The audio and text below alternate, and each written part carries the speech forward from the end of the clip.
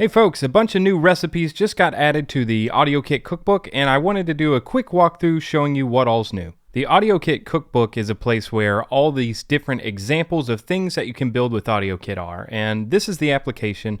It runs on Mac Catalyst, also on iOS, and basically whenever you launch it, it has all these different categories. Well, we've just added some new mini apps in here, and if you saw my AudioKit Experiments, some of those are taken from here, and the other ones are down here in this additional packages. These are things that were added to AudioKit recently, but there just really haven't been any videos on them. Things like Flow. I think Flow was mostly created by Ari and Taylor. A lot of these ones I didn't build specifically, but they were just demos that were in the other packages, and I've just migrated those over so that they're in the cookbook as well. But let's go back and we'll go in order. So we'll start with the new mini apps that are here. There's an Arpeggiator. You can't really hear the arpeggiating too much because I'm just on my computer. I can only click one note at a time. But you can change the BPM and the note length. What's useful in this example is it shows you how to use the AudioKit sequencer, which there wasn't an example of in the cookbook previously, and it also shows you how to push down notes, and instead of playing back a note, you're adding those notes to an array. Next, in the instrument SFZ example, I've added all the parameters that were already available, but we didn't have them in the cookbook example before. So now you can do things like this. Alright, there's also now a SpriteKit example that uses SpriteKit and AudioKit together. This one came straight from my AudioKit Experiments.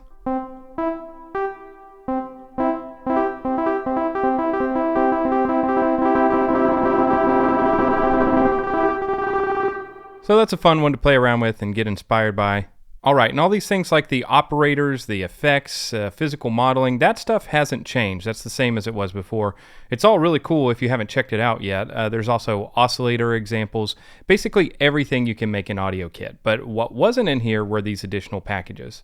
So there are controls, which you've seen a little bit of in the keyboard, but also there are some sliders for like a mod wheel or this to be a pitch shifter, knobs up here on the top that can follow your touch, and a preview of how to change the keyboard. Next, there's this Flow demo, which I showed you briefly.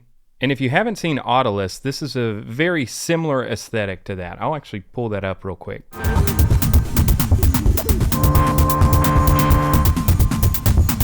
Autolus is an app by Taylor Holiday that uses that same sort of view, and he built this, so thank you, Taylor.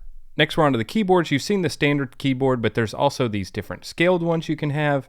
One that's kind of like a guitar layout here, an all-fourths thing. And also some vertical keyboards in case you have like a timeline with something like a piano roll, which, speaking of which, the next one is a piano roll. Here you can click on the various notes and drag them out. You can have them overlapping as well. You can scroll in the view as well. It starts with some notes on the bottom. Now, none of this stuff is hooked up with audio. The whole point of these packages is they don't rely on the AudioKit audio package, so you could use these in any kind of project. Next, there's the Synthesis Toolkit, or the STK. This is a metronome example that was a demo inside of that package. There aren't too many examples of things to make with the STK, so that's one of the things that I really wanted to have added to the recipes.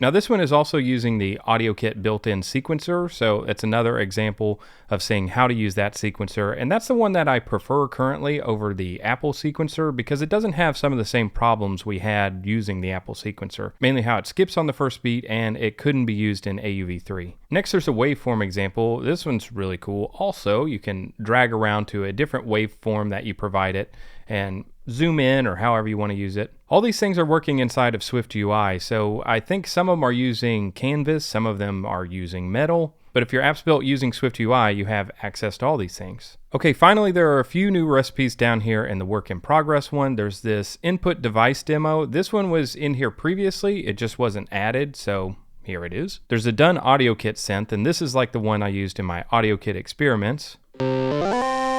You can hear the default voices with this. I'm not crazy about, but if you add a local version of the DunneAudioKit package to your project, you can change those default sounds. Hopefully in the future, we'll be able to do that dynamically. One cool thing about this synth is it's polyphonic straight out of the box.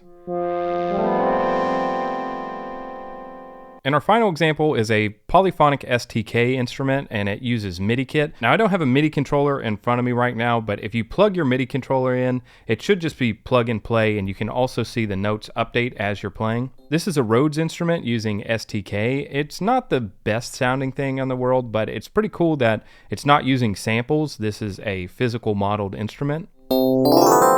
And there's still a lot of untapped potential in the STK AudioKit package. But for now, that's everything that is new inside of the cookbook. Hopefully now you know some more things that you can create using AudioKit. Go ahead and download the cookbook if you want to start looking through some of these examples and see what all's possible. Thanks for watching. Be sure to like and subscribe, and I'll see you all next time.